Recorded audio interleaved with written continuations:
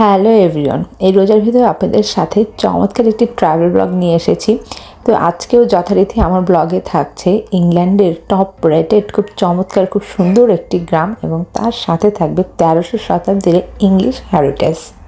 ইংল্যান্ডে আসার পর থেকে আমরা আমাদের শহরের আশপাশে যা যা আছে সব কিছু এক্সপ্লোর করার ট্রাই করি এবং প্রতি উইকেন্ডেই দেখা যায় যে আমরা বের হই, বিশেষ করে এই সামার টাইমটাতে। তো সেই দিনও যথারীতি আমরা বের হয়েছি। নতুন একটি গ্রাম আমরা দেখব, যে গ্রামটা আমাদের শহর থেকে খুব বেশি দূরে না, আমরা বাসেই যেতে পারছি, মাত্র 1 ঘন্টা লেগেছে। এবং এই গ্রামটার নাম টিচফিল্ড, যেটা ফারহেম শহরের অন্তর্ভুক্ত এই গ্রামটি। তো আমরা এখানে বাস থেকে নেমে আমরা যাচ্ছিলাম যে পুরো গ্রামটা একটু এক্সপ্লোর করব এবং এখানে আমরা বেশ কিছু জিনিস দেখে রেখেছি। তার মধ্যে অন্যতম একটি ইংলিশ হেরিটেজ আছে, তো সেটাও আমরা এক্সপ্লোর করব। আজকের ব্লগে আপনারা এই সুন্দর গ্রামটা আপনারা দেখতে পারবেন। আর ইংল্যান্ডের গ্রামগুলো কিন্তু অসাধারণ, আপনি যত দেখবেন ততই মুগ্ধ হয়ে যাবে। আমরা বাস থেকে নেমে একটু গুগল করে হেঁটে হেঁটে আস্তে আস্তে এই জায়গায় একটা দেখছিলাম দূর থেকে যে অনেক বার্ড। তো আমরা ভেবেছিলাম যে এটা কোনো একটা বার্ডের জু বা এরকম কোনো কিছু হতে পারে। তো আমরা এখানে ভেতরে ঢুকলাম বাচ্চাদের নিয়ে আসছি যেহেতু। তো ঢুকে পরে বুঝলাম যে আসলে এটা জু না, এটা একটি বার্ড কেনা বিক্রির দোকান। এরকম দোকানে কিন্তু আমার এর আগে কখনোই যাওয়া হয়নি। তো প্রথম আমি দেখলাম যে একটা বার্ডের দোকান, আর এত সুন্দর সুন্দর বার্ড এখানে রাখা। আর বার্ডের প্রতি আমি এমনিতেই দুর্বল, আর একটা বার্ডের যে কত কিছু লাগে সেটা আপনি এই দোকানে আসলে বুঝতে পারবেন। বার্ডের টয় থেকে শুরু করে খাবার, বিভিন্ন ধরনের খাবার, খেলনা এবং কত জিনিসপত্র যে লাগে একটা বার্ডের, এই দোকানে আসলে আপনাদের মাথা ঘুরে যাবে যে একটা পাখিরও এত কিছু লাগে। তো যাই হোক, আমরা ওই দোকানটা একটু ঘোরাঘুরি করে ওখান থেকে বের হয়ে আমাদের মেন উদ্দেশ্যই আমাদের হাঁটা। কারণ গ্রামগুলোতে হাঁটতেই খুব ভালো লাগে, এখানে গাড়ি দিয়ে চললেও ওরকম ভালো লাগে না। আমার কাছে মনে হয় হেঁটে ঘুরতেই খুব ভালো লাগে। তো হেঁটে আস্তে আস্তে এখানে আমরা একটা গার্ডেন সেন্টার দেখলাম, যে গার্ডেন সেন্টারটা 1742 সালে, তার 250 বছর আগে থেকে এই গার্ডেন সেন্টারটা চলে আসতেছে। আমি যদি এক্স্যাক্টলি বছর বলি তাহলে সেটা হবে 283 বছর ধরে এই গার্ডেন সেন্টারটা বিজনেস করতেছে সেম জায়গাতেই। তার বুঝতেই পারতেছেন কত পুরনো। ইংল্যান্ডের এই জিনিসগুলো আমার অসাধারণ লাগে যে এত ওল্ড সব কিছু থাকে এখানে। তো এখানে আমরা গার্ডেনের সব কিছু দেখতে পেলাম, বলতে গেলে একটা স্বর্গরাজ্য গার্ডেনের, এবং সব ইউনিক ইউনিক সব কালেকশন, যেগুলো নর্মাল দোকানগুলোতে কিন্তু আমি কখনোই দেখিনি। কারণ অনেক গার্ডেনের দোকানের বড় বড় স্টোরের মধ্যে গার্ডেনের অনেক কালেকশন থাকে, বাট এখানকার কালেকশনগুলো টোটালি ইউনিক, যেটা আপনারা এখানে আসলেই বুঝতে পারবেন। এবং যারা গার্ডেন করে, আর ইংল্যান্ডের সামার টাইমটাতে গার্ডেন করা একটা সবার জন্য হবি, এবং একটা বিশাল বড় বাজেটও সবার থাকে এই গার্ডেন করা নিয়ে। এক একজনের বাজেট এক এক রকম থাকে। তো সবাই এই সামার টাইমটাতে নিজেদের গার্ডেনটাকে খুব সুন্দর করে সাজাতে খুব পছন্দ করে এখানের যারা বয়স্ক মানুষ আছে তাদের বাসাতে গেলে দেখা যায় যে এত চমৎকার করে, এত সুন্দর করে তাদের গার্ডেনগুলো গুছিয়ে রাখে, যেটা সামারেই বেশিরভাগই করে থাকে। কারণ উইন্টারে তো আসলে ওইভাবে সুন্দর করে গাছ হয় না, উইন্টারে ইনডোরটাই হয়। তো আমরা এই পুরো দোকানটাই একটু ঘুরে দেখব, কারণ এরকম দোকান কিন্তু এর আগে আমাদের ভিজিট করা হয়নি। এবং বিভিন্ন ধরনের গাছ এখানে খুব সুন্দর করে রাখা। এখানে যে শুধু গাছ আছে তা না, বেশ কয়েকটা সেকশন মিলে এই পুরো জায়গাটা, যেখানে ক্যাফে আছে, হোমের জিনিসপত্র আছে, তারপর ইনডোর প্ল্যান্ট আছে, সব কিছু আপনাদের আস্তে আস্তে দেখাচ্ছি।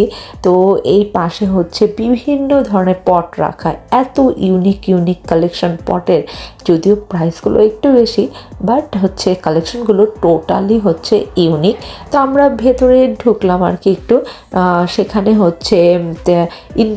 ইনডোরের যে প্ল্যান্টগুলো সেগুলো রাখা এবং বিভিন্ন ধরনের বনসাই রাখা।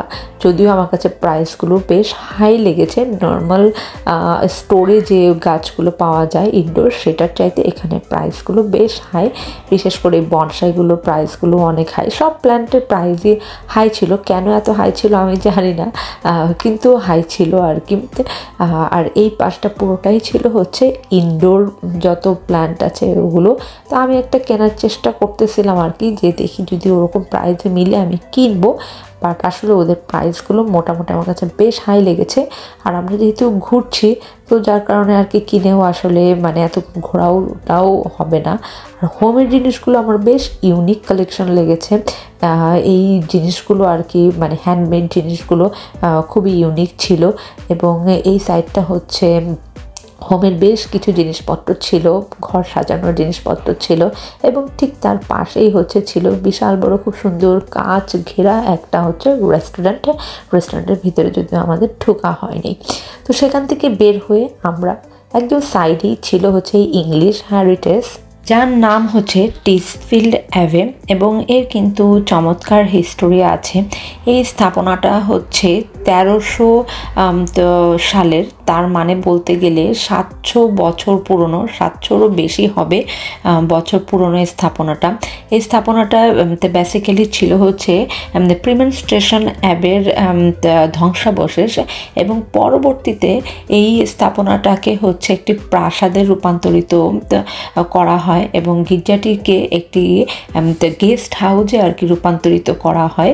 এবং এখানে কিন্তু বেশ গুরুত্বপূর্ণ হচ্ছে অনেক অতিথিদেরাই এখানে সময় কাটিয়েছেন। তাদের মধ্যে হচ্ছে এলিজাবেথ ওয়ান, চার্লস ওয়ান ছিলেন হচ্ছে খুবই গুরুত্বপূর্ণ আর কি গেস্ট।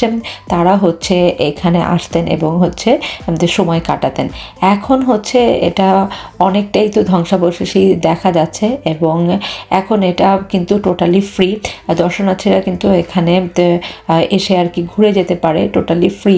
এরকম কিন্তু খুব কমই আছে যে হেরিটেজগুলো ফ্রি থাকে। তো এটা হচ্ছে একদমই হচ্ছে ফ্রি, এবং এখানে ওপেন থাকে এটা সকাল 10টা থেকে বিকাল 5টা পর্যন্ত অ্যাজ ইউজুয়াল আর কি, যেটা হচ্ছে এপ্রিল থেকে সেপ্টেম্বর পর্যন্ত। আবার হচ্ছে জানুয়ারি তখন হচ্ছে বিকেল 4টা পর্যন্ত ওপেন থাকে। এখানে আপনার এন্ট্রি করতে কোনো ফি না লাগলেও এখানে যে পার্কিং আছে সেখানে আপনাকে কিছু পে করতে হবে, 2 পাউন্ডের মতো আর কি পে করতে হবে। এবং এখানে যে টাওয়ারগুলো আছে সেগুলোর উপরে ওঠা যায় না। আমি দেখতেছিলাম আর কি যে ওঠা যায় কিনা, বাট ওগুলো সবগুলোই হচ্ছে বন্ধ করা আর কি ছিল। সাধারণত ফোর্টগুলো এবং ক্যাসেলগুলোতে কিন্তু ওঠা যায়, এটা আমাদের সিঁড়ি ছিল, বাট হচ্ছে এগুলো সব বন্ধ করা ছিল। এবং বেশ কিছু রেস্ট্রিকশনও আছে, যেমন কমার্শিয়াল ফটোগ্রাফি হচ্ছে এখানে করা যাবে না আর কি। যারা কমার্শিয়ালিভাবে ফটোগ্রাফি করতে চায় তাদের হয়তো ডিফারেন্টভাবে হচ্ছে পারমিশন নিয়ে আসতে হবে। তো আমার কাছে খুবই ভালো লেগেছে, খুব সুন্দর একটা জায়গা, বিশেষ করে বাচ্চাদের নিয়ে আসলে তো, এবং তারা একটা খোলামেলা একটা জায়গা পেলো, আর এত পুরনো একটা জায়গা। তো যাই হোক, আমরা ওখান থেকে বের হয়ে আমরা আবার গ্রামটা একটু এক্সপ্লোর করছিলাম, এবং এই গ্রামটা কিন্তু খুব সুন্দর একটা নদী আছে, এবং নদীটা আমার কাছে খুবই ভালো লাগছে। এবং নদী থাকলে এবং পানি থাকলে কিন্তু আসলে ভালো লাগে, আর নদীর মানে কলো কলো যে একটা শব্দ হয় জিনিসটা আমার তো খুবই ভালো লাগে। তো এখানকার যে বাড়িগুলো ছিল দেখেই বোঝা যাচ্ছিল যে খুবই এক্সক্লুসিভ বাড়ি এবং বেশ বড় বড় আর কি বাড়িগুলো। আর ইংল্যান্ডের হচ্ছে গ্রামের বাড়িগুলো কিন্তু খুবই বিখ্যাত। ব্রিটিশ গ্রাম দেখার জন্য পুরো ওয়ার্ল্ড থেকেই মানুষ আর কি আসে, ঘুরতে আসে আর কি, দেখতে আসে। এবং এখানকার যে বাড়িগুলো ছিল তার মধ্যে আমি দেখলাম বেশ অনেকগুলো বাড়ি তারা হচ্ছে নিউলি হচ্ছে বিল্ড করছে, তার মানে বোঝাই যাচ্ছে এখানে সব রিচ পিপলরা আর কি থাকে। তো এই ছিল আমাদের টিচফিল্ড ভ্রমণ এবং সুন্দর একটি গ্রাম আর কি দেখা, আপনাদেরও দেখালাম। তো আপনাদের কেমন লেগেছে গ্রামটি অবশ্যই কিন্তু আমাকে জানাবেন। আর এখন চলে আসছি আমাদের শহরে, যেখানে নতুন একটা স্টোর হয়েছে, সেটাও আমরা একটু টুকটাক এক্সপ্লোর করে ফেললাম এবং টুকটাক এখান থেকে শপিংও করে ফেললাম। তারপর হয়ে গেল হচ্ছে ইফতার টাইম। যেহেতু বাসায় যাওয়ার সময় ছিল না, তাই আমরা ইফতারটা সেই দিন বাহিরেই করলাম, এবং এটা ফার্স্ট টাইম আমরা ইফতার এই 2025-এর রোজার মধ্যে ফার্স্ট কোনো ইফতার যে বাইরে করছি।